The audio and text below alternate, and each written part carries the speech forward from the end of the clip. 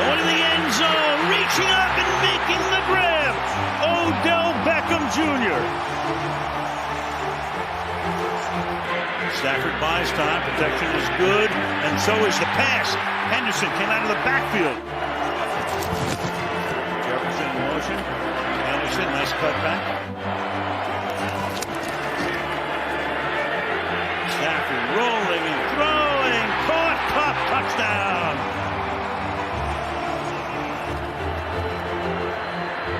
Stafford caught on the run. Cup, who else? Comes out of the slot to the right, looks that way, fires that way. Cup makes the grab at about the 18-yard line. Pass, Cup, got it, touchdown.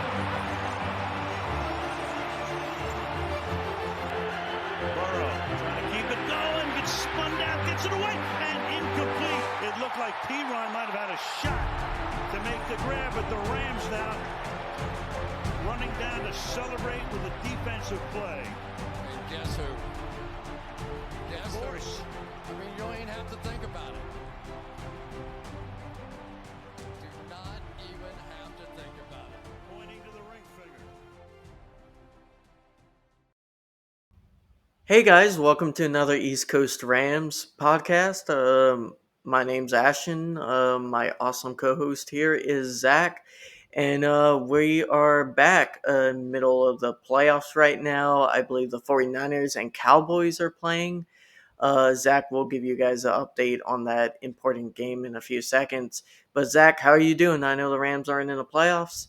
Bummer, but there have been some good games, some not so good games. How are you rocking in this Ramsless playoff?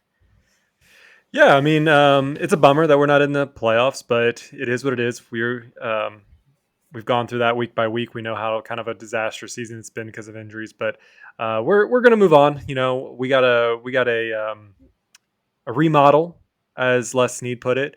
So we'll focus on that here in the next few weeks to a few months. But otherwise, just watching some football, like you said. Got to watch 2 games yesterday, another 2 games today. I was rooting with my family with the Bengals. That was a fun game to watch in the snow. The Bills definitely were not prepared, it seemed, for a snow battle, and the Bengals were. They were using the snow to their advantage. Must be that white jersey, white tiger mentality that they got going on. How about you? Doing good. You think if there was one team that would be great in the snow, it'd be the Bills. So, especially in the playoffs, I think that's weird that some Bills fans are trying to use the snow as an excuse. I'm like, don't you guys play a lot of snow games compared to other teams? It's not like the Rams against the Packers when it was like snowing, and we don't really ever play in the snow. So it's like, I think that's kind of a weird excuse to have. But overall, it was still a solid win by the Bengals. Got to give them credit getting back there. And if the 49ers win, the sucky thing is the Rams will be the only team out of Final Four of last year to not get back to the Final Four. So that sucks. We got hit with the injury bug, but we still have those rings. And Zach, we're going to have an eventful offseason, I believe, to talk about. A lot of drama already. Some fans getting angry at our Twitter account, acting like we are the GMs. We are not. Zach, we just put out there for opinions on the latest topics. So do not come at us hot just because, we are asking about things. And we'll get into that a little bit later. So, Zach, how's that 49ers game going? You got a live update for us? Yeah, so the 49ers just kicked a field goal, so it's 19-12 with 3 minutes left. Dallas has the ball, so we'll see how well that goes. And all right, Prescott missed a deep throw. So all right, let's move on. I was about to ask you, if the Cowboys score a touchdown, do you think they're going for 2? Well, it depends right now. So right now they're with 3 minutes left. They're down 7 points. So they will either risk winning or losing based on Dak Prescott, and he's already had 2 interceptions today. So it doesn't really look well trust for your either. kicker though? Like, ooh, I mean, yeah, I mean he has gotten 2 field goals since the misses, so he at least has somewhat redeemed himself. But right now they're just looking to score some points. I mean oh, it's fourth down. Um, gotta go so for it. they got it. It's 4th and 10, Dallas. So Ooh, yeah, so we got gotta some go live for it. action coming down. But the big point of this game is, it doesn't seem like the 49ers are inevitable or undefeatable. Yes, their defense is pretty hot, but their offense is just not clicking on all cylinders. I mean, Purdy's good, but he's still a rookie, and it kind of has shown a little bit more in this game. I thought Dallas was going to be more of a test than they've faced in the last few weeks, Yeah, and but that's Dallas is a very hot and cold team this season. well, I meant They're more their very mixed. defense. Their defense has been a little bit more hot than their offense has. Their offense has been kind Yeah. of lackluster in and out. But I thought, as far as the what Purdy's played in this year, I thought this was going to be the best defensive team that they've faced He's since saying, Purdy yeah. has been brought in. Yeah, that's true, but I feel like even their defense has been good this year, not great. So we'll see how that game turns out. So we don't know, and I'm sure you guys will find that out after watching this. But talking about the Rams, we will be doing our defensive grades, kind of finishing up. Last time in between our offensive grades, and now there was a lot of drama, a lot of news. We covered that. We're going to try to finish our defensive grade so we can start digging into the draft and talking about that fun stuff, and hopefully bigger and greater things coming down the line for the pod. Zach, defensively this whole year, how, in one sentence, how would you describe this defense? I mean, it hasn't been great at times, but it hasn't been worse either. I mean, I think it's definitely still within the top 10, top 12 defenses of the league. We had a lot of promise, but again, we kind of got hit with that injury bug a little bit. Players keep coming in and out. We lost Aaron Donald a little over halfway through the season, and he never came back. So it's just one of those things where, like, I think they played well a lot of the time, but then there was a lot of key mistakes that led to some, significant damage. But it's also when your offense doesn't play significantly and you're in more than you're out, it definitely can hurt you. Mhm. Uh, I think for the fact, and I think for most of the defensive stats, our defense is around middle of the pack. Granted, with the offense, they were having to go behind. It's definitely a top 10 defense. They had their problems. I think some of the play calling, especially on third downs, wasn't the best. I think Raheem Morris, his defense will always be good, but not great. I think we're starting to see that.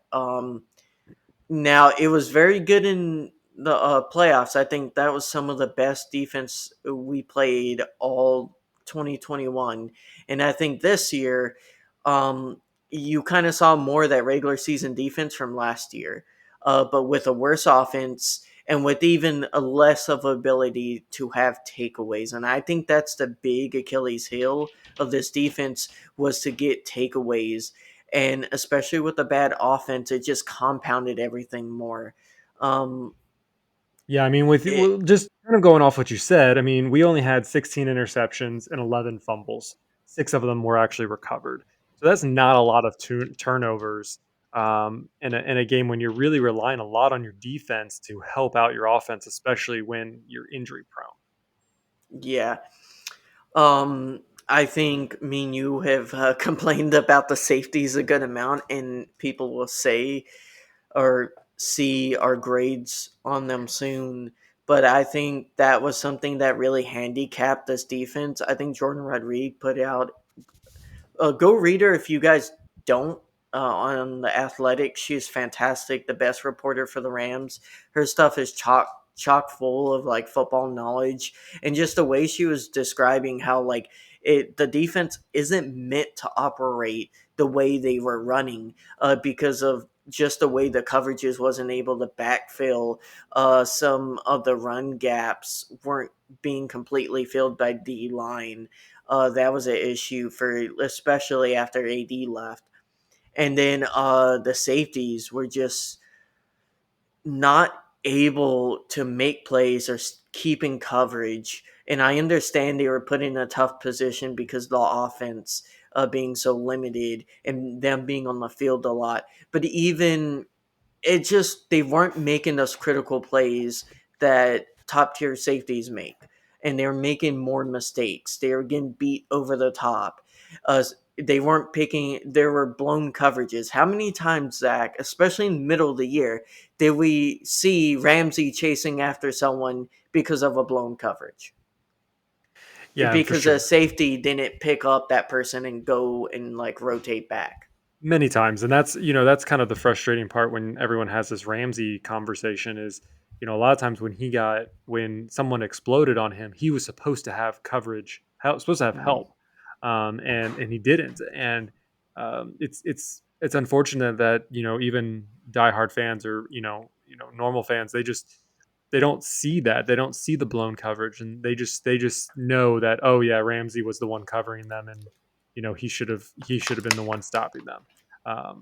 That's why it's a team sport. There are always multiple players out there that are supposed to help a defensive play. And when you have blown coverage, when you don't have a safety coming in and helping you out, it becomes a big problem. And we're not blaming every bad play on the safeties. That's definitely not what I'm No, saying. the safeties have done a pretty good job at the run game, at kind of at run blocking, but it's really when it came to the pass game, which is when they started to suffer a little bit more and more on one than the other. Yeah, and I felt like our cornerback 2 and 3 spots were very inconsistent, right? I think the best out of all of those ended up being Kobe Durant, and we're going to break down this more when we go player by player. Uh, but when you have a rookie being your best or second best cornerback, there's an issue there. He was up and down. Darian Kendrick, that was a roll of the dice, or you could say they saw some promise in him, and he did not play up to it. And he had a lot of bad plays when he got on the field. He ended up getting benched, and Kobe Durant was also up and down, a little bit more ups, of course, having a pick six. Uh, it, I think you see a lot of promise in Kobe, but the rest of our cornerback room, Zach, that's going to be a position I really think they need to attack in the offseason. For sure. Yeah, I mean the secondary has been kind of the struggle. I mean, obviously we have Jalen Ramsey who is electric. Troy Hill, who's going to be a free agent this year. He was just a 1 year contract, and he played fine, not lights out, but he played admirably for what he was brought in to do. But like you mentioned, DK, Kobe Durant, so they played well. Sometimes they played well, especially Kobe Durant. But really, even in our safety spot, we have two safeties that are also going to be up for free agency. So that's going to be a position that we're also going to, desperately need to fill. I hope, honestly, to me, I kind of like Nick Scott. I kind of hope that they kind of can sign maybe a short term deal with him, a 1 or 2 year deal with him. But in the end, it's those secondary positions that I think we really need to focus on coming into this draft. I mean, some fans are not going to like this. I think Nick Scott is a good average NFL safety. I think he's a good rotational guy. He will never be a wow safety. He's never going to make those crazy plays. He makes a play every so often, and I like how hard he hits. He has a great work ethic, and you want to keep that in building, right? He's Yeah. good part of the culture, but he shouldn't be asking for star safety money. And if he is, like, I think you got to let him walk. If he wants to sign a reasonable contract, he's definitely earned it. Like, I'm not saying don't give the guy his bag. He definitely deserves a bag. It Yeah. just, we'll talk about that in the off season and kind of like free agents and stuff like that. Are you ready to break down individual players and kind of go one by one? Yeah, let's do that. Okay, Zach. Bobby Brown the third. I feel like he's been in a decent amount of rotation. I get him confused a lot with Ernest Brown. I know how they look different, but uh, it's just one of those things where those two they play almost the exact same position. I know one's a nose tackle and one's a defensive end, but overall, I get them confused a lot because they were they drafted in the same draft or were they back to back drafts? That I'm not 100% sure. I want to say they were drafted in 2020, but I can't remember off the top of my head.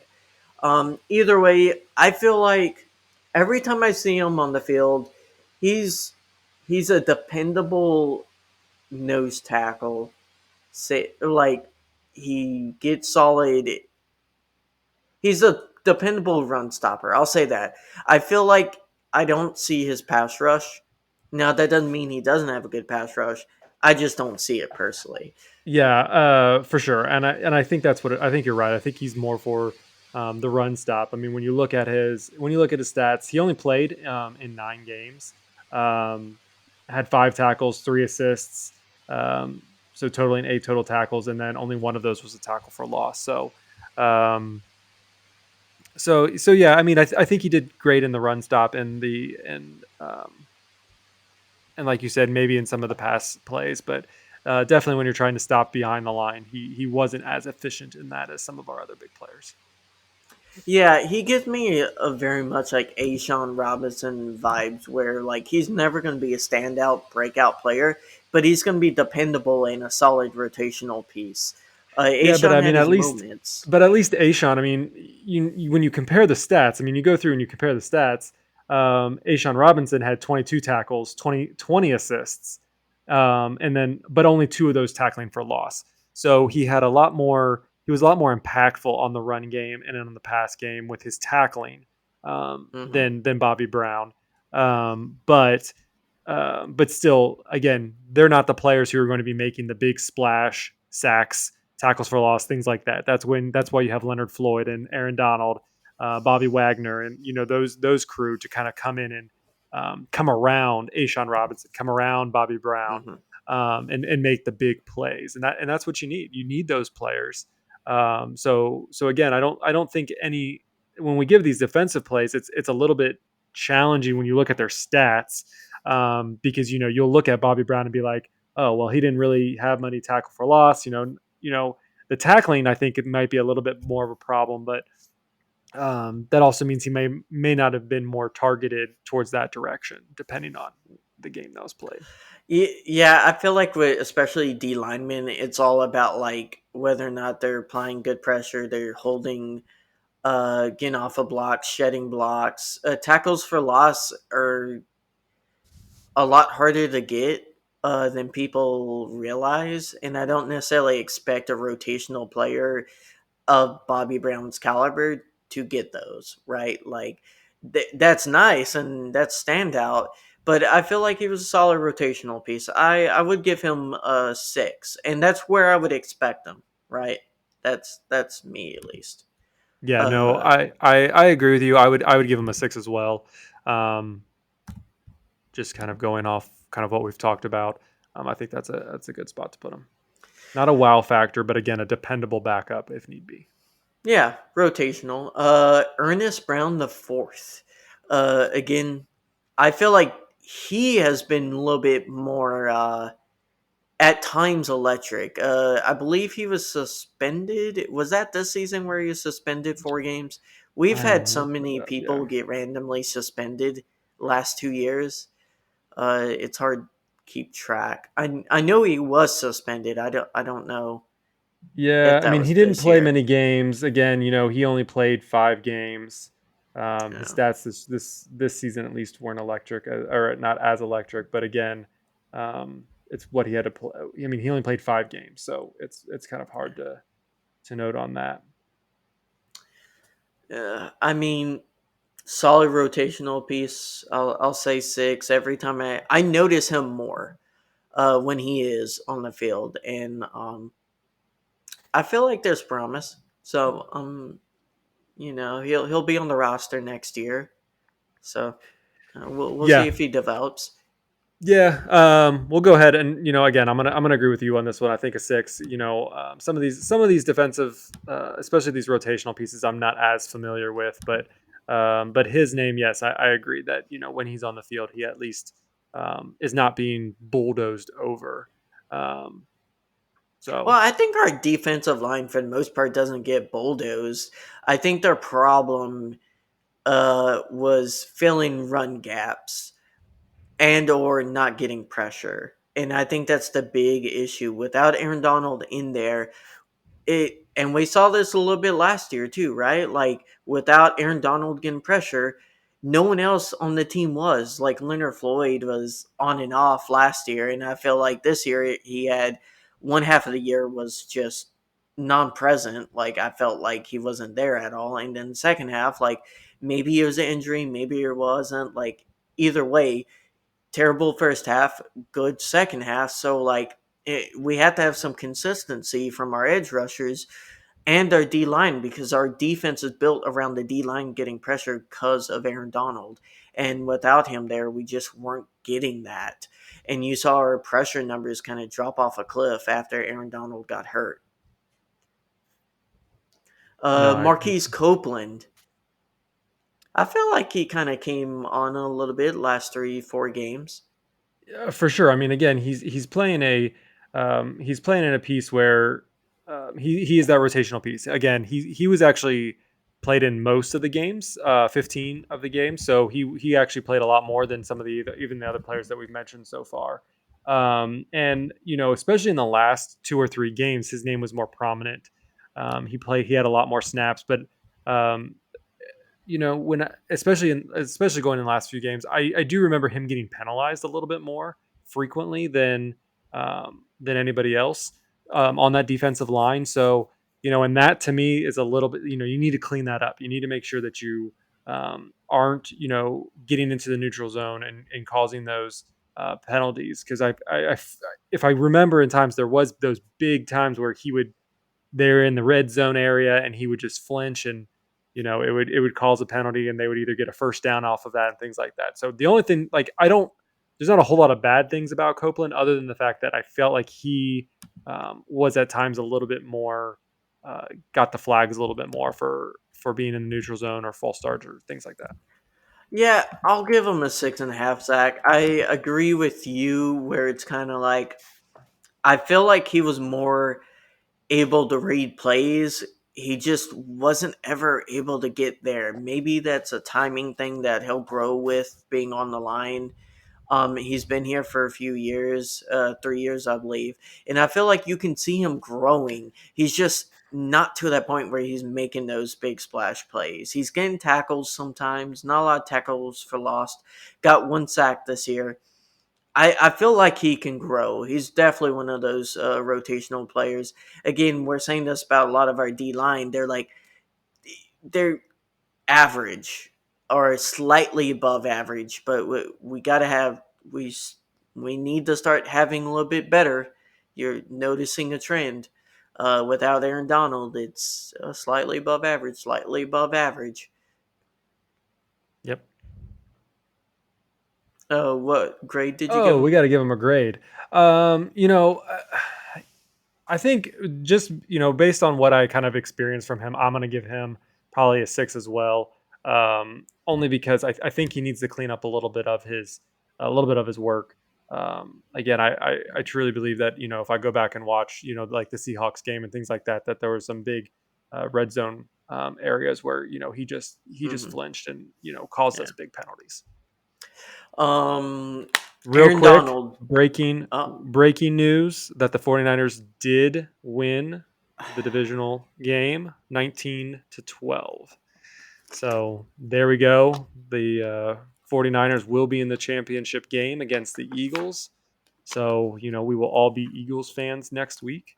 Um, See how that yeah. goes. That'll be funny if they lose another championship game. Choking. Oh, we'll see. I mean, it's a good team, very well coached. Ah, man. We'll see. Hopefully we can bounce back and they have Super Bowl hangover if they go to it or not. Bengals 49ers would be interesting, huh? Yeah, especially the Bengals would probably not like that as much. You know, they've kind of have some bad taste with that Super Bowl lineup.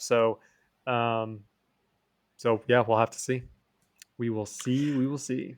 Aaron Donald for the games he played. What would you grade him? I mean, I feel like Aaron Donald is always, playing at a 9 level. I mean, even when he's not playing, it just Oh feels yeah. like he is bringing the heat. I mean, even in his 11 games, 27 tackles, 22 assists, 5 sacks, and 10 tackles for loss. I mean, when you look at the sack leaders, he's still third and only played 11 games. Um, the uh, the same thing when you go for tackles for loss. He's still tied for the most tackles for loss, opposite of Wagner and Floyd. So, um, it's just one of those things where like he is still so elite at his position. And it's really hard to take anything away from him, even when he doesn't even play 6 games, which in fact was the first time that Aaron Donald has ever played or never not played because of an injury.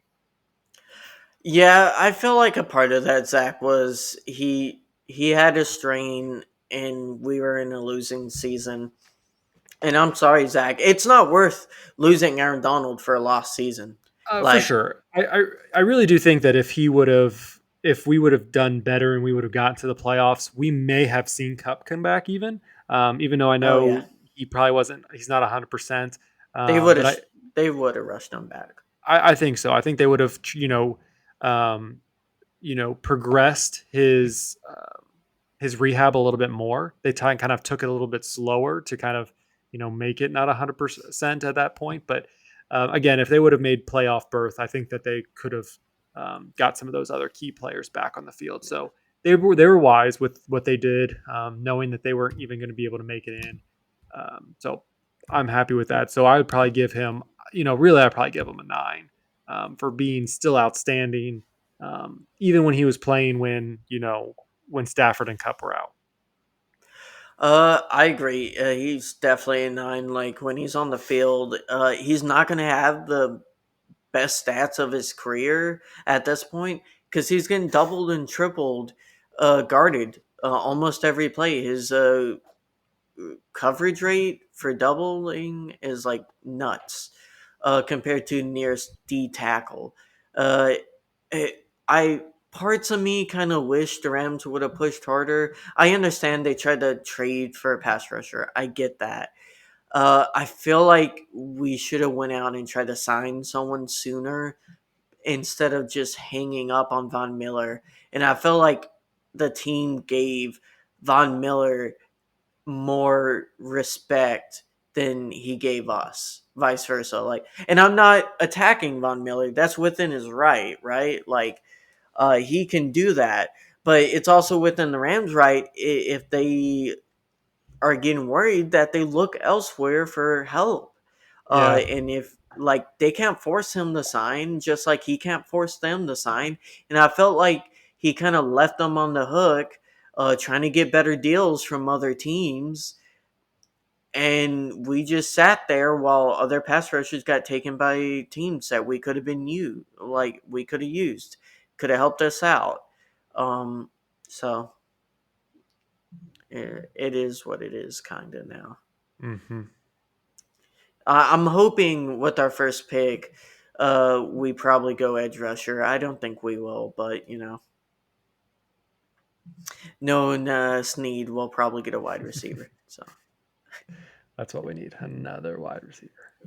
I mean, can never have too many because this year proved when Cup goes out, we're very much supported by the wide receivers. Greg Gaines, the fastest nose tackle alive. Yeah, I mean, I think this is when I'm looking at the future and the free agency, that he is, if not the top, one of the top couple free agents that I think the Rams really need to make sure that they bring up, because and it kind of seems crazy because I feel like Greg Gaines doesn't get the credit that he should get. I mean, he is No. fast for the size that he is, and when Aaron Donald can't get him, usually Greg Gaines is on the other side getting them. Like, and that's the reason. Again, you kind of go through his stats. He played through 16 games, had 16 tackles, 20 assists, 4 sacks, and 6 tackles for a loss. So that's still Solid. really that's a Yeah. solid. So for me, I'm giving him an 8. Um, I think he's like I said, I think he needs to come back if this offensive front wants to be elite like it has been. That they need Greg Gaines, and that's something that Snead is going to have to figure out the numbers for. Yeah, I'll give him a 7. I feel like he's good, and at points he can be really great. I think it impacted his play some not having Aaron Donald on the field. And again, like he impacts so much, he's taking double teams. Guess what? They just shifted all those double teams to Greg Gaines, and he, not that I expect him to be Aaron Donald, but he isn't. Like, I, it's impossible to kind of match up the AD's level, and you saw his impact kind of get shaped by it. I definitely want to keep him in the rotation, and I hope we re-sign him over. Uh, who's the other? Robinson is a free agent, correct? Also, He so is, it's yes, him and Gaines.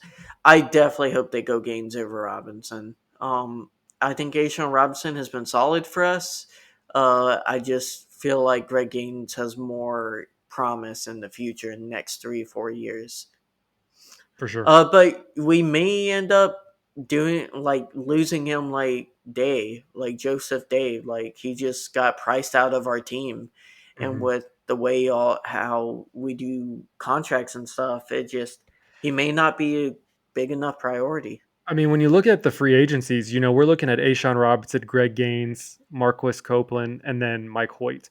Those are all free agents. A couple of them, Copeland and Hoyt, are exclusive, restricted free agents. So theirs is a little different. But we paid Ashawn Robinson pretty well. Um, so to continue paying him at that high level, it's going to be No. something like when we can't afford Do Sue you and think he other players played like up to that level? Ashawn Robinson Yeah. to get paid again. I mean, the problem is that we're going to be looking for cap space to even pay anybody. I mean, right now we're coming into the league with the least amount of cap space moving forward, which again it doesn't mean anything in the Rams world because they tend to be able to kind of manipulate the numbers a little bit, whether that's through restructuring, signing bonuses, things like that. So obviously there's more to play than what meets the eye with that number, but again, when you're kind of looking at the numbers and you're kind of going through the stats and being like, okay, who's going to continue to help us um, play at an elite level? You're kind of going through and you're like, okay, comparing Ashawn Robinson to the other ones, and who can we maybe be able to get at a lower cost, and um, will we still be able to play at an elite level? And I think if we keep Hoyt and Gaines and things like that, I think we'll play at a better level, even if we don't have Ashawn Robinson. Yeah. I agree. Laurel Murchison, a late season pickup. How do you think he did? Again, when you don't hear your name called very often, you're not playing as the elite level, but you're also not playing as the person getting pushed around. And again, my focus hasn't always been on a few of these players, and so I can't really grade them. I feel like exclusively other than what I see in the stats and kind of what I hear, kind of go across the the broadcast. What are your initial thoughts? Um, you know what? I really like this kid. I know he was kind of like a shot in the dark. He was an injury pickup, to be honest. Uh, But the fact that like he comes in and gets 2 sacks, I understand he didn't get any others for the rest of the year. Uh, but like out of 3 games, 2 sacks, that's not bad, right? Like uh, a decent amount of tackles. Uh, what is it?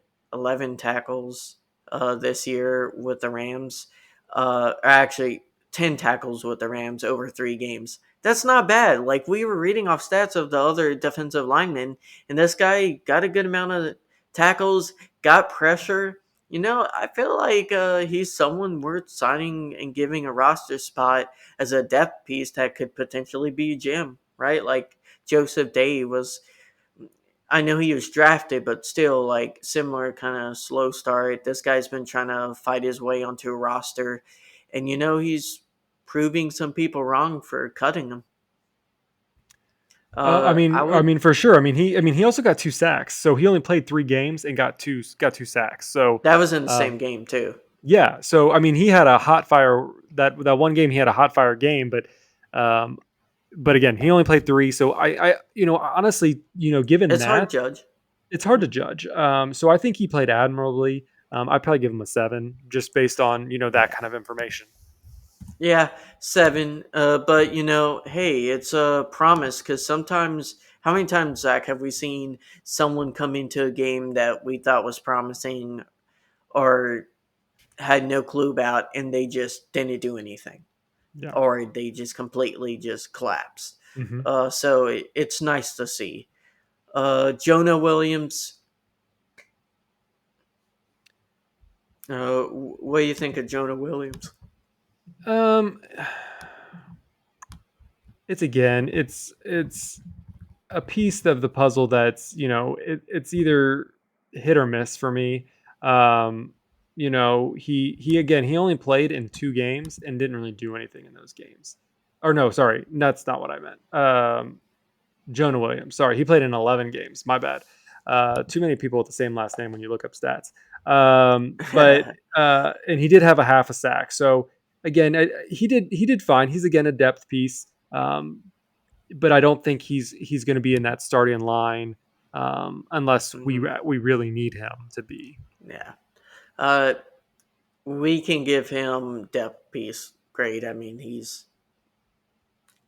I don't know what more to say. He's rotational, and when he's in, it's kind of like, you're there. So I guess a 5, if you want to say. I don't think he does terrible, but doesn't do good. Let's talk about the linebackers. Let's Um, do it. if I told you, Zach, let's say 3 years ago, that within 3 years, the Rams' best defensive unit would be the linebackers, what would you say I mean that would be kind of absurd. I mean for they don't. for one season? Yeah, I mean they don't put a whole lot into their linebacker core. But this year they definitely did, and I think that all has to do with number one Bobby Wagner. Oh yeah, I think we should start off with him yeah. um, because he has brought the linebacker core into a whole new rhythm. I mean, again, the Rams never really paid someone in his position in that kind of that inside linebacker position, but um, but really bringing him in, bringing the veteran who has all these high acclimates, and he continued to play at a high level even when he knew that the Rams weren't going to be in the playoffs, but he still had something to prove to himself for this team. The whole team played with vigor, and they wanted to win every single game they possibly could. But he just brought a whole different level to it with 81 solo tackles, 6 sacks, 10 tackles for loss, 2 interceptions. Um, you know, he did everything that you could possibly think of. Um, and it was just so fun to watch. And I feel like in this whole linebacker core, you don't get to see that very often. Maybe with Leonard Floyd, occasionally you'll see him kind of spark off and things like that. Ernest Jones has made some good plays, things like that. But really, when you're talking about that inside linebacker position, Bobby Wagner played at an excellent level. So I mean, I think he deserves a 9. Um, just just because of how elite he was playing throughout the whole entire season. But I was just shocked that our middle linebackers can make tackles this year. They could, and that's, Oh man. it's one of those things, and it kind of saved maybe some of the safety problems that we had a little bit, Oh yeah. um, but They because were having to go into coverage more than they should have, honestly. yeah, I mean, you saw Bobby Wagner back up significantly when he doesn't necessarily have to do that. So it was great to watch. It's fun to watch that position grow. Hopefully, we continue with Bobby Wagner, and we get out there and be able to continue to build on this, because I think he's a great role model, especially for Ernest Jones. So that's where I'm at with him. How about you? What grade did you give him? A 9. A 9? Ooh. I'll give him an 8.5. I really thought he was fantastic this season. He started off a little slow. I felt like he wasn't bad. Don't confuse that. I don't think he was bad in the first few games of the season. I just feel like he wasn't great. And you could tell he was learning the defense. You could tell he was trying to learn his kind of way and like his position in this on this team. But man, he was always a fighter, no matter the circumstances. And in the second half of the season, half of the games we were in were because of him and the plays he was making. He was doing great in the run game. I mean, he was constantly leading the tackles every game. At his age, his play has not dulled at all, and I'm happy we signed them. I think next year, if we can get some of the key pieces back in place, get Aaron Donald back, get some pressure with some edge defenders, and refill our secondary with some young guys who are quick and maybe from college who can play coverage decently. I think this defense could be something special with him in it, with him commanding it. For sure. Yeah. And I mean, he was given the task of being the play caller on a team that he was the rival for so many years. And to learn a new defense and then become that play caller is just extraordinary. So kudos to him and everything he did. I mean, if he wasn't the top, whatever the PFF grade was, I mean, he was either the top or at least the top three in linebacker core. So super impressive of what he did. Snubbed by the Pro Bowl. That's for sure. Definitely Definitely 100% snubbed. It's crazy to think that, he was, I know the PFF score isn't everything, but I mean, you look at his stats and you see what he did. He just didn't have, I mean, his numbers were just different than everybody else's. And so him getting snubbed was just bad. Mm-hmm. Let's move on to his brother in the interior linebacking core in Ernest Jones. How you feel Ernest did in his second year? I think he played lats out. I mean, you look at it, he came in second as far as total tackles, with 68 solos and 48 assists. That was only second to Mr. Bobby Wagner. He didn't get the sacks, but he did get 4 tackles for loss, and he did get an interception and a forced fumble. So he did other things that helped create the need and create those turnovers that were missing part of the time. And yeah, you may not need the sacks, but a sack doesn't lead to a turnover. But being able to force fumble, being able to intercept the ball, again, this inside linebacker core really stepping it up a notch than something that we haven't seen in previous years. So I think he definitely deserves a 7.5. I don't think he necessarily gets to that 8, 9, because I think he could have still. I think he still could have performed a little bit better, but I still think he played at a pretty high level, and I'm definitely glad that he's still going to be there for next season. Yeah, I agree. I think 7.5 is exactly where he is. I think he was really good this year. I feel like he's so close to breakout years, Zach. He just has to put it all together.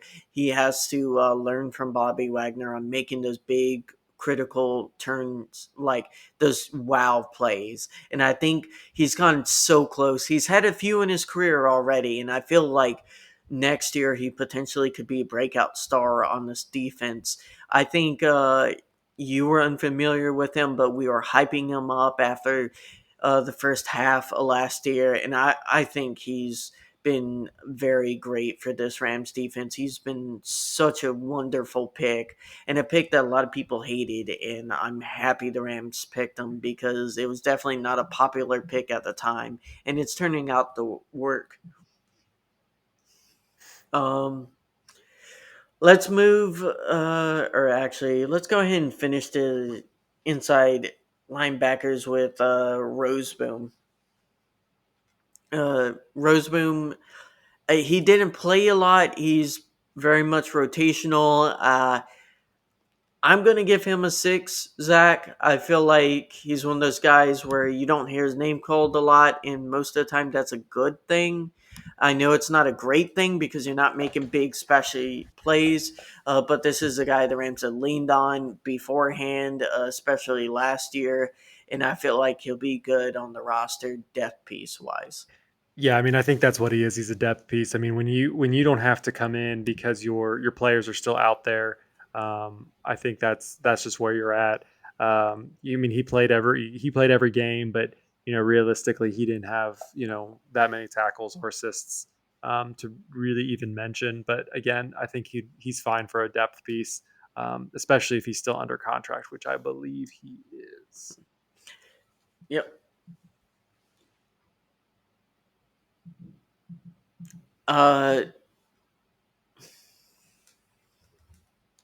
You want to talk about Leonard Floyd, or did we I was do we going to still talk have? about Michael Hoyt, seeing that he's Yeah. listed as an outside linebacker.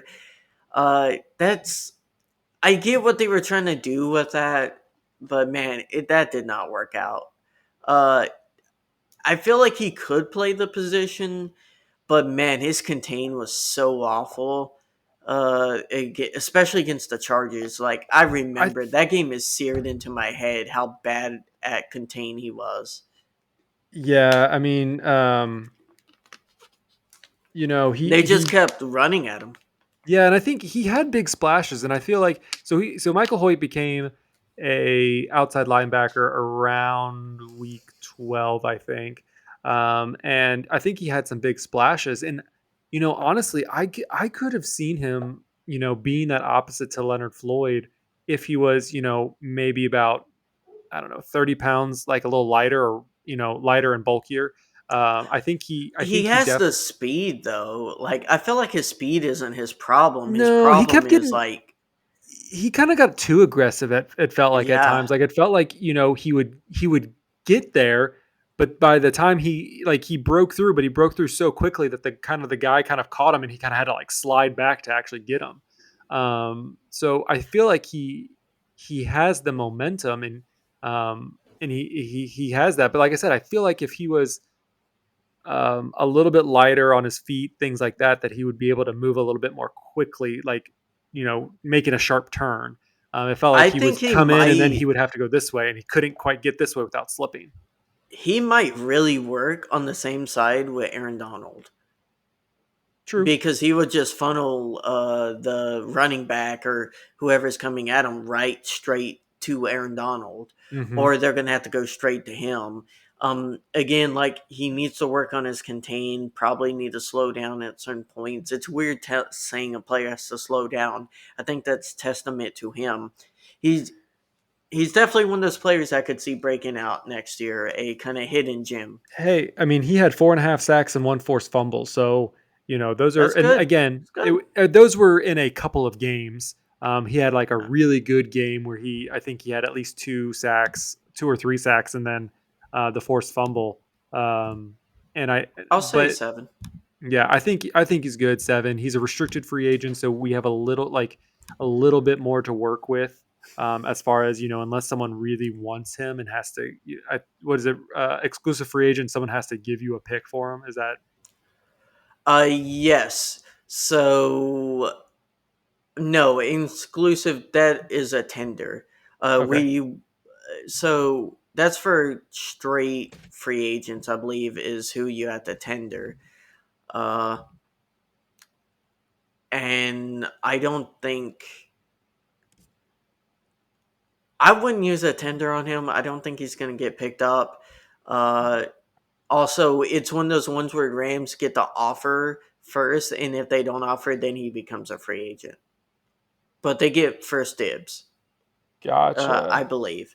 That's how that kind of works. So it's a little bit different than the tendering, which is where you have to you can choose for a free agent to tender them like first or second round, and if someone wants that player, they have to trade you the pick to get them. Got it. Got it. Got it. But anyways, I think Yeah. he's. I think he. I hope that he continues to stay as a Ram, and that we can develop him a little bit more because I think he's a good piece to this Oh Rams yeah. defensive puzzle. So, yep. Leonard Floyd. I think we said it a little bit earlier. Don't need to rehash it. Up and down season. How would you grade him? I probably would still. I probably give him a 7.5. And really, Yeah, that's only. I think he's a good player. And one of the reasons is because he was the sack leader for the Rams. Which then included he had the most sack yards. So I think he is a piece of the puzzle. We just need someone on the opposite side of him. yeah, And I think that would just again bring up our pass rush that much better if someone could really play opposite to Leonard Floyd. So yeah. And he's never always meant to be the pass rush guy. Honestly, he's been very great at run stopping, good at contain, and then he has his moments of being solid in the pass rush. And I mhm. feel like for that mold, he's a very reliable, really good outside linebacker. He doesn't excel at anything, so to say, but he's really good at everything, and that's good to have on your team. And I feel like hopefully he kind of boost up the production a little bit more with someone better on his opposite side. All right. Do you want Oh to? We got some other players still on the linebacker core, but do you want to move into the defensive backs? Kind of move yeah, on to some of the I key was players. about to move on to the defensive backs, and we'll talk about these guys. Now, let's go over Kobe Durant. We kind of already talked about him, so how would you grade him for 2022? So Kobe Durant, he actually, I mean, he had a probably a better second half than he had a first half. He Yeah, kind of had a lot of, kind of an ups and downs, but really he kind of felt in the zone towards the end of the season. I mean, he had the multi interception day. He ended up, I think, just at the total of 3 interception. Oh no, he had 5 interceptions. highest interception yards in the NFL. Yeah. Pretty good. Yeah. So I mean, he was a speedy guy. So Pick he had six. yeah. So he had a total of 3 interceptions, pick six. Um, he played at a really high level, and I think this is one of the players that I think we're really looking to develop. Um, you know, assuming we all wanting Ramsey to be back, we need someone to continue to be developed under Jalen Ramsey, and I think Kobe Durant is that perfect player to help in that spot. So I really think that's a spot that I think he's the person who's going to help take over that starting spot. Coming into 2023 or a heavy rotation to that number one spot. Gritty with everything, I would give him a 7. Yeah, I'm gonna bump him as a 7.5. Oh, I think nice. I think he could have gotten an 8 if he would have had a little bit more of a positive first half, but I definitely He's a think that rookie. he's a rookie. So I think as a rookie, I think if you get anything more than a 7 or a 6, I think you're doing a really good job as a rookie player coming into the Yeah. season. So that's where I'm at. Troy Hill. I mean, man, Zach. Uh, I don't think Troy Hill was very good. I don't think he was awful, but man, I saw him getting beat deep a lot. Now, again, it could be the Ramsey thing, but for him, it it's hard to tell, especially with the cornerbacks and safeties, because I feel like a safety play was so atrocious at points in the year that like our cornerbacks were caught covering deep.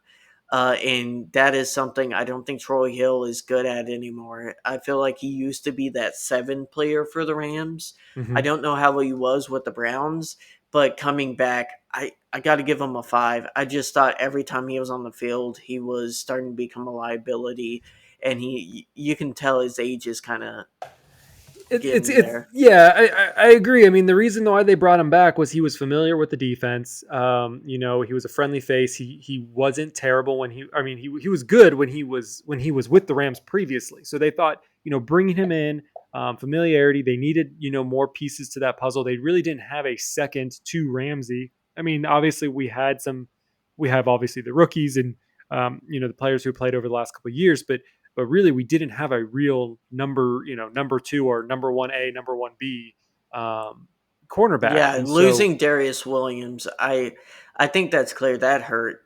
That hurt the secondary. for sure, Darius Williams, he had his ups and downs, and so I get why they kind of moved on from him, but really, I think everyone thought that Troy Hill was going to play, potentially a little bit better. He was more familiar with the defense. He's familiar with the players. He's the culture, would be in the right spot for him. And it just didn't end up to be. I mean, when you look at it, he allowed the completion rate of 70% in coverage. Ooh, that's So not good. yeah, so realistically, he's just not the answer, and so unfortunately, I feel like he will be the casualty to the free agency cut. But again, I think with Kobe Durant, again, we'll get into this in the next pod or maybe something else. But when we talk about Jalen Ramsey continuing him still being a Ram, I think we still have some good pieces. Bring in some pieces in the draft, maybe find somebody else who we can bring in under free agency, maybe under another 1 year contract, Yeah. just to kind of help provide that depth piece that they need in that spot. Hmm. So 5, I'm guessing. Yeah, I mean, I really do like Troy Hill, and I thought he did have some good plays when needed. But because of that pass percentage, I think a 5 would be what he gets. DK, I would give him a 4. It's rough. I was high on this guy, and I felt like in the first game he played, he looked promising. Made some mistakes, but like you saw more mistakes than more promise, especially after the first game. I felt like it just kind of went downhill.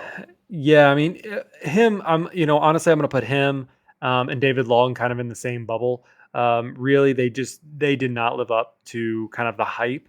I know you hyped Kendrick up quite a bit, but it just he had sparks, but then it just kind of fizzled out.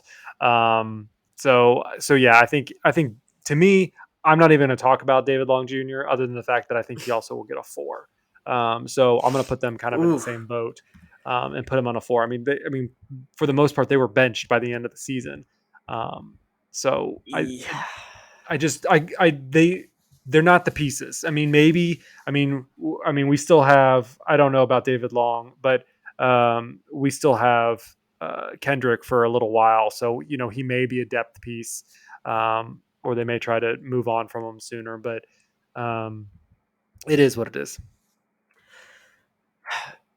Yeah, since you talked about him, David Long, I'll give him a 3. Honestly, he's just he's it's it's bad when I notice him have a good play. It, let me rephrase that. It's bad when I'm surprised he has an average play, and I'm like, oh wow, he didn't get completely cooked, or he didn't get completely like beat. Like I respect the dude. I think he's a nice guy. It just his play isn't there, and he's another one of these players that if he wasn't drafted as high as he was, he would have been cut by now. He would have been cut in the first 2 years, and the only reason he's been with since is he knows the system.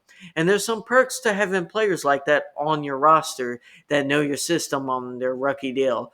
I just don't think he's worth it anymore. Let's go to Jalen Ramsey. Last corner. Well, we'll talk about him in Rochelle.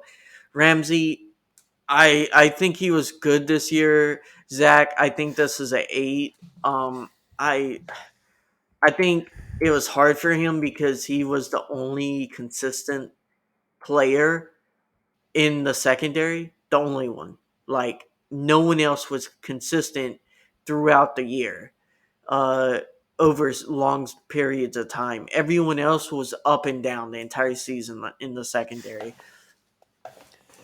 For me, I'll give him an 8.5. You Jalen Ramsey is still the top cornerback in the league. There's no doubt about it. You can go back, you can look, whatever. If you don't even care about the PFF score, he's still the best.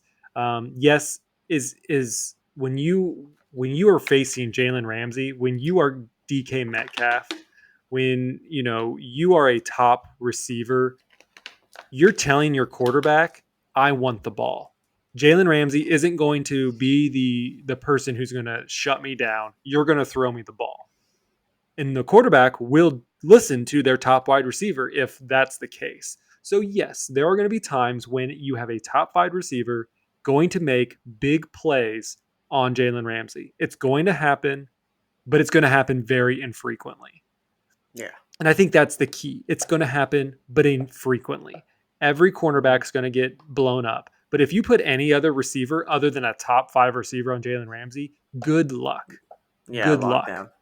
So you go back and you look at his stats alone. Okay, he played in all 17 games. He's not one of these, he's not a diva in this Rams locker room who would refuse to play even though the Rams aren't winning. He's not playing at a low level when the team isn't winning or going to the playoffs. He had 64 tackles, 24 assists. He had, 4 tackles for loss. So he's playing beyond the line of scrimmage to get those tackles for loss as a defensive back. He has 4 interceptions, which, wasn't at his highest. But he also had 3 forced fumbles, and one of those being a fumble recovery. I mean, he is playing a position where, I feel like he's getting a little bored and he doesn't like just being the cornerback position, but he's playing all over the board. He's playing the cornerback. He's playing at the line. He's getting in people's faces. And it's just to see even the Rams fan base kind of wanting to move on from him is just absurd when we don't have a secondary to replace him. He is the secondary. I will end my rant. He gets an 8.5. Yeah. You can disagree with me if you like, but that's my rant. I don't. I think he is worth trading in a rebuild, which I do not think we are in next year. So I don't agree with the people who think we should trade him this offseason. Now, if McVay would have retired and AD would have retired, different story, at least for me. Just because I believe when a player has its... At that point, he may want to be traded. If he probably doesn't want to be part of a rebuild. Yeah. So I just feel like you don't need to waste a player in his prime on just like, keeping him to play on bad teams. I feel like that's stupid to do with a really good player when you can get value for him. That's not the case we're in my opinion. I definitely would keep him. So we'll see. I think Jordan Rodriguez kind of hinted to there's a possibility the Rams are thinking about moving on. That's kind of where the rumor came from. I know NFL rumors, that trash Twitter handle, they kind of ran with it and reported it as if it was fact. That's not true. She was just saying that's something the team may investigate. Uh, I don't It just know, depends on what guys. they're going to be looking for. Are they looking to move away from the cap? I know he's a big cap hit. Is that what they're trying to do? Are they really trying to get draft picks? Like, is there somebody who's going to be up there that they desperately need this season in the top tier? Maybe, maybe not. So again, when you have a secondary, I mean, when you have your even in your safety spot and in your defensive back spot, and you're still depleted pretty much. I mean, it's the only reason why our secondary is as good as it is because of Jalen Ramsey. Um, If the Bears come to you and you're the GM of the Rams and they call and they offer you the overall pick, do you take it but for Jalen Ramsey? what are the Rams going to get? The quarterback? The the first overall pick and 2024 first pick. Would you But take what is that? but what does that get you? What are you going to pick? Who are you going to pick right now? Stafford's coming back. Do you really need a quarterback do you really going to draft a quarterback when you have Stafford? Is that something you want to? You could draft a young DB. But if you get the First, first overall pick of the yeah. 2023 draft, you're not going to choose a defensive back. Hey, Lesney could trade back He and could, but get then more it's picks. just yeah, I don't know. I know this is hypothetical. We'll talk about this more. It's just one of those things where I feel like fans are. This is getting very divisive. Where I think it's a big hypothetical right now. We'll talk about it later. And Snead is a villain, and we may see him as a villain against our own team for a little bit if he trades away Ramsey. So I don't think it's a real thing. I don't think the Rams are actually looking to move on. But if they do, it will definitely make our jobs interesting, Zach. Let's go ahead and talk about your favorite safety, Taylor Rapp. I know you're a big Taylor Rapp guy. You've got 10 jerseys in your closet, and man, your boy struggling a little bit this year. Yeah, my boy. So Taylor Rapp. I mean, I already kind of brought this up earlier in the pod, but Taylor Rapp is a good run blocker. I think he does fine in that, but when he's out in coverage, when he's out in the pass play, I think that's where he struggles, which I think is the reverse for Nick Scott. Um, so I do think that as far as run blocking goes, I do think that Taylor Rapp does have a slight edge to that. But again, that's not really where I think the Rams need to be at. I think that with their linebacker core and their defensive front, I think they do a pretty good job at the run stop as it is. So Taylor Rapp for me, I'll give him a 5.5. He had some Ooh, decent exploding plays, but it's something where I just feel like we've dogged on this guy, poor Taylor Rapp, because he seems like he's a good guy. It just seems like every time there's a big explosive play or something like that, it just seems like it's he's his running. blown. He's the Yeah. blown coverage who's not there He's to running support. right behind them, or Yeah, yeah. but he's made it's those things where like he's made key plays where I mean how many times I mean I can remember 2 or 3 times where he's made the ceiling interception play for the game. um you know Yeah, but that's. I feel like he's good for a splash play once every 3 games, yeah. but then the rest of the games he's just getting torched, or he's in Mhm. the wrong position. He'll get a tackle for loss, and then he'll get blown and exposed 3 20-yard passing plays later. Like, that's the problem with him. Mhm. Is he is fantastic in the run game. I would say for a safety, he's fantastic. I honestly think he could be a linebacker, and he would be solid at being a linebacker. I just don't think he's an NFL caliber safety, and he's been a liability every time he's back in the end zone, or like Outback. Like I just feel like he's never good rotationally, never good in zone, and he's awful in man. Just he completely gets beat. So I'll give him. Would you give him a 5.5? Hmm. I'll give him a 5. I just He, I like I said, he's had a couple good.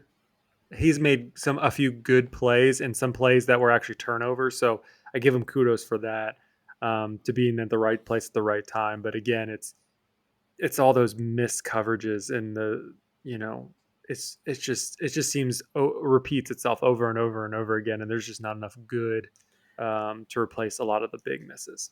yeah, we know who he is at this point. Robert Rochelle. Um, Man, he's. I don't think he's going down the David Long path. I just think he's very mediocre. When he does get on the field, I know he got injured.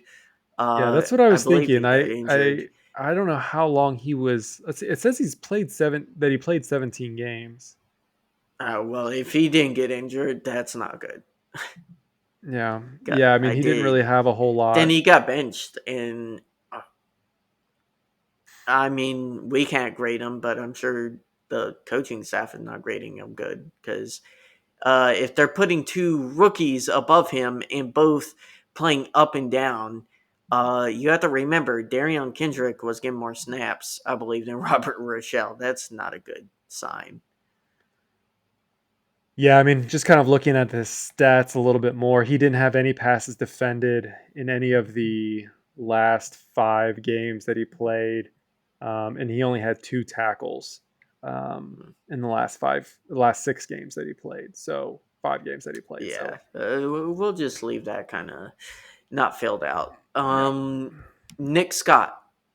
you Well, know, I how would you like Nick grade Nick Scott. Scott? I really like Nick Scott, and the reason why I liked him is like it seemed like he actually had some more passion in the backfield. It always felt like he was trying to make plays. Now sometimes he did miss, but at least like it always felt like he was attempting to kind of Big make the hits, sneaky pay and kind of get in front of the ball, and whether for his detriment or not. But scrappy. yeah, he seemed very scrappy. So I think I think he's a better spot, and I would probably, if we're gonna, again, it kind of depends on where we're going at here. Like if like I said, if something happens with Jalen Ramsey, he's gone. I honestly would bring Nick Scott back over over Taylor Rapp and things like that, and assuming we keep Jordan Fuller and things like that, I probably would keep Nick Scott. So I'm going to give Nick Scott a 6. I think even though Taylor Rapp probably had more and again, I say explosive plays, but I mean he had a few bigger time plays as far as interceptions and stuff goes. I believe I will double check myself, but um, in reality, I like Nick Scott. I liked his personality. I like his aggressiveness on the field. I feel like I see that a lot more in him than I do in Taylor Rapp. Yeah, I kind of like how you put it. Like they're mirror images of each other. Well, I'll give Nick Scott this. I think he's a better run defender than Rapp is a pass defender. He did have a bad knack of when runners would get into the second level of not making that touchdown saving tackle.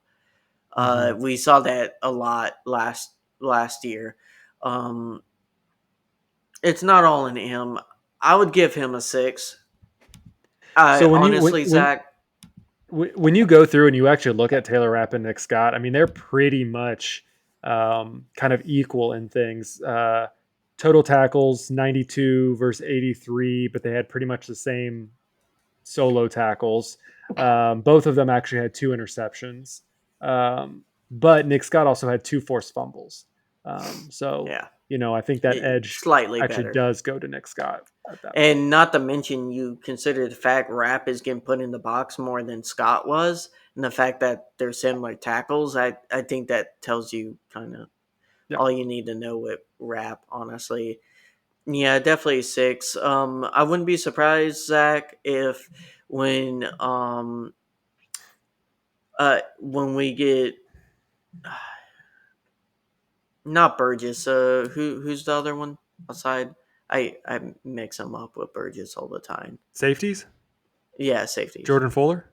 Yeah, Jordan Fuller. When we get Jordan Fuller back, guys, I honestly think he's going to be starting. I think they're going to draft a safety, and that new safety, and Nick Scott will kind of rotate in and out, depending on who's playing better and who's practicing better.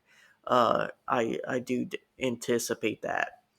Do you want to talk about Russ Yeast? I mean, I felt like, uh, I mean, he wasn't explosive. I mean, I think towards the end, we assumed that he was going to get played over Taylor Rapp or things like that. And he just never did. So it's he's there. I'm sure he'll be a depth piece, but I don't think it's going to be anything more than that. yeah, I think it's going to be a fight between him and Lake to make the roster next year, and they're probably going to have like two rookies. Mm-hmm. If I'm guessing, I think this draft class is going to have two rookies who are going to make the roster. You're going to have those two fight it out, and I don't think they're going to re-sign Rapp. I think they're going to get Scott back to kind of have continuity in that unit. At least that's kind of like how I'm gaming it out. Yep. We'll see what's neat things.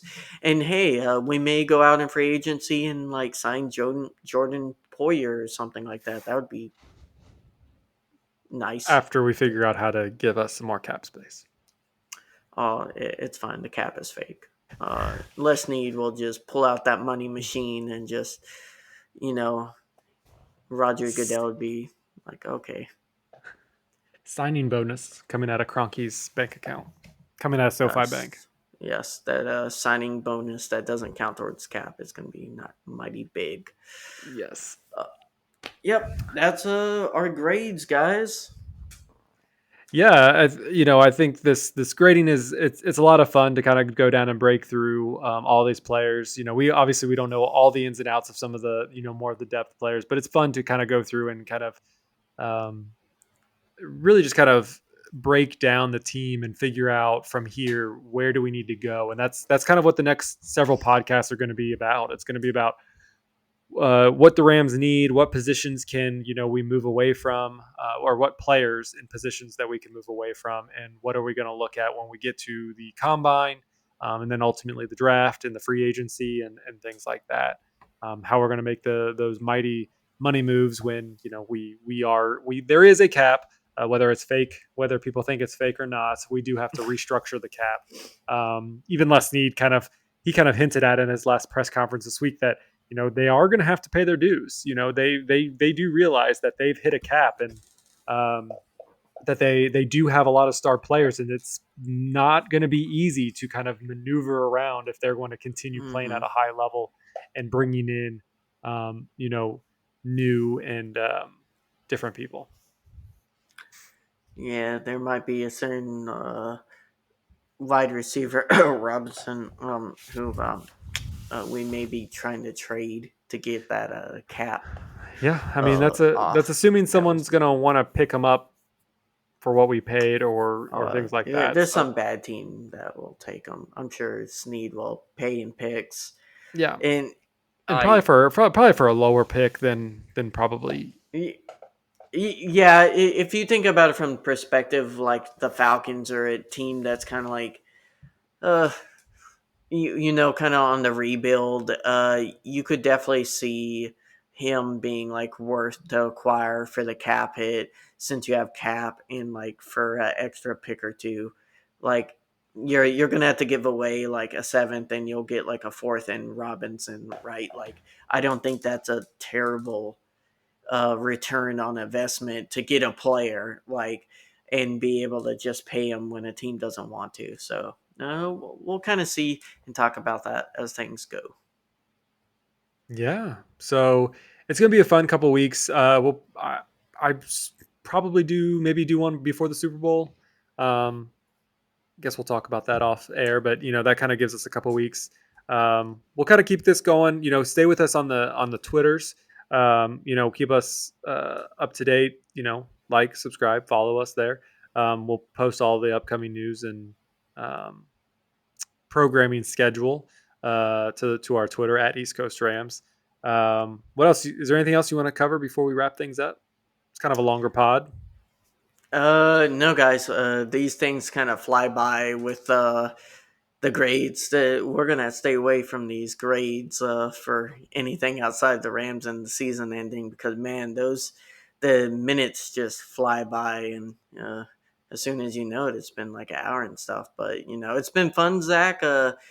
Looking through the grades, the defense definitely did better than the offense, and hopefully next year we can get those things up. Less need, McVay. Is it too much to ask for a winning season? Just We'll get it I'm in. starting to feel that fix, Zach, for good Rams football. The Super Bowl is keeping me floating this year, but we're gonna get back to wanting that fix soon if we don't get good football.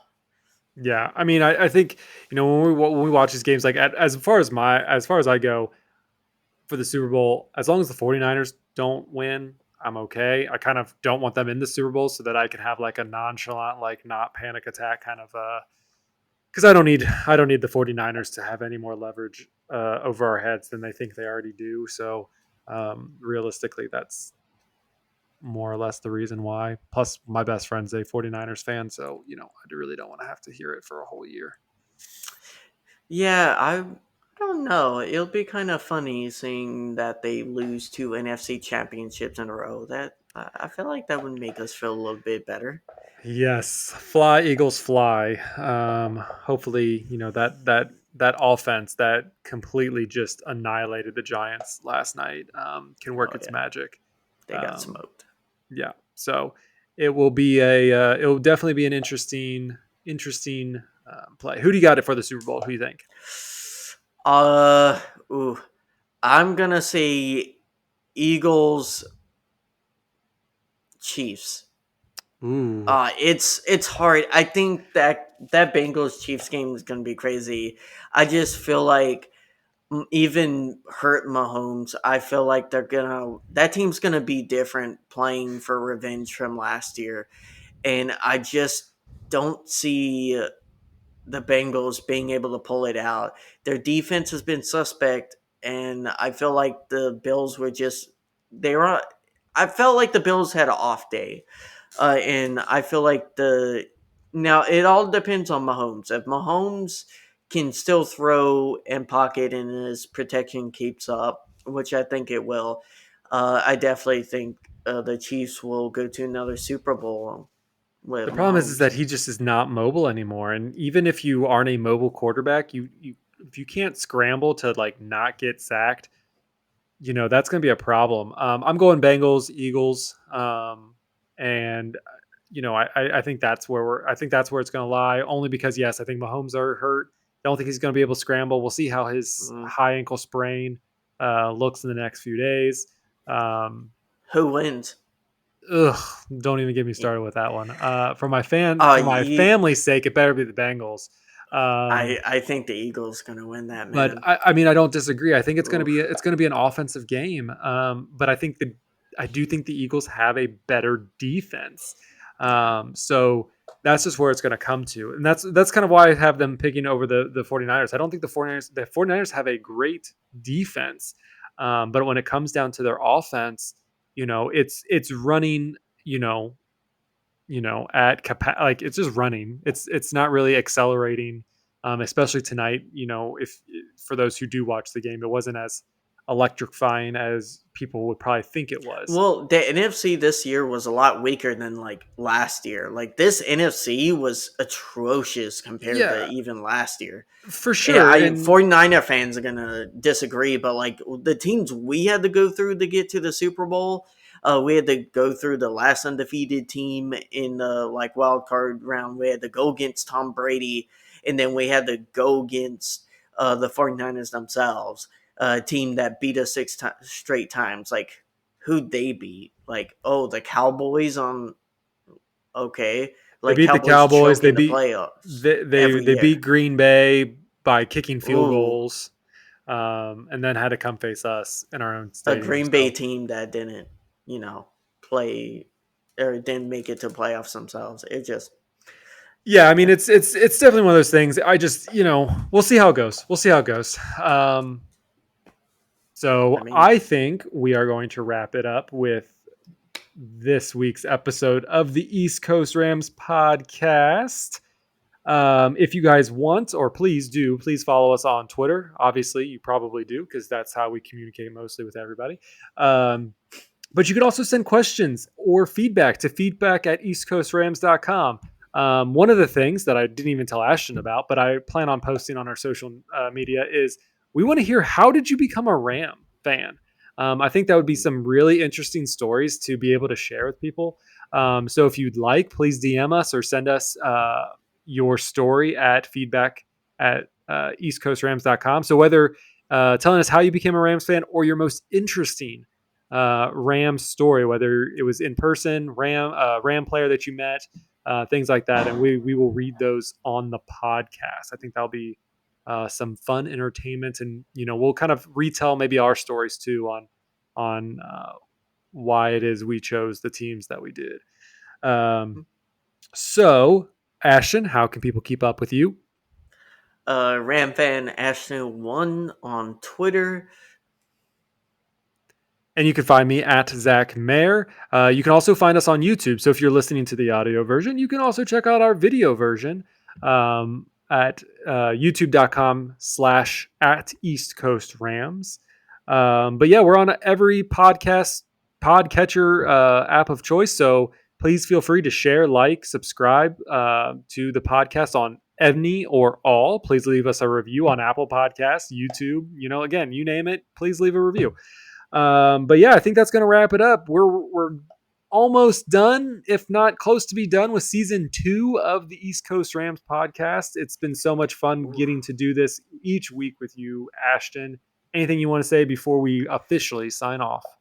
A lot of great conversations, a lot of drama, more downs than ups this season, but I am definitely looking forward to next season, Zach. I'm feeling hopeful and rejuvenated for another Rams run next year. And I'm sure we're going to have a lot of cool content. We're continuously getting better, trying to work on the podcast for you guys. Love doing this with you, Zach. It's crazy how time has flown, and hopefully we can try to get something together to hang out, because we do live like 2-3 states away. So they'll be kind of neat, and we'll be able to provide you guys with some on-site coverage and some neat stuff coming down the road for the pod, guys. Yes, we have so much fun stuff coming up, and yeah, really excited that we get to do this each and every time we get the chance. Usually it's week to week during the season, but now that we're in the off season, we'll probably spread it out, wait for more news to kind of collect as a whole. But we will do as many podcasts as we think that we can get in with our time. So appreciate everybody. The Rams aren't in the playoffs. We have nothing really to root for except to root against the 49ers. So as we move forward, let's all just take a deep breath, take care of each other, and as always, horns up. Horns up.